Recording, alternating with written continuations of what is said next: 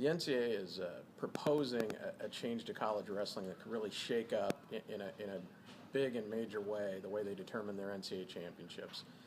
Reporter Andy Hamilton from the Register has a story on DesMoinesRegister.com that first explains a 24-team dual meet format.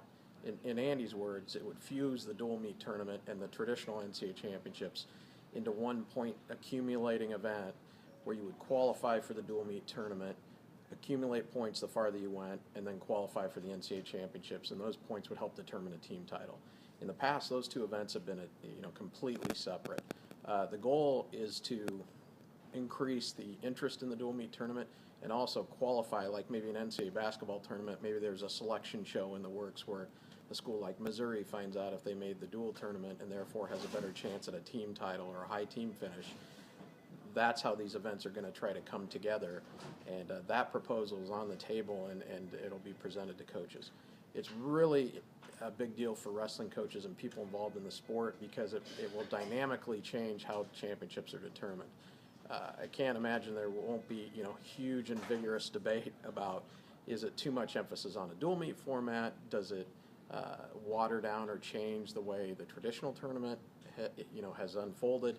And that'll be a primary concern because the NCAA championships, as they were in Des Moines this last season, I think every session sold out in 14 minutes. So it's a sellout, huge crowds.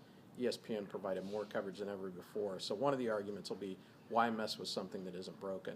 But I think in the NCAA's eyes, they think if you can increase the interest in the dual meets during the season that help you qualify, and if you can increase the value of the dual meet championships, maybe that's a second wrestling event you can sell to television, and that's more exposure.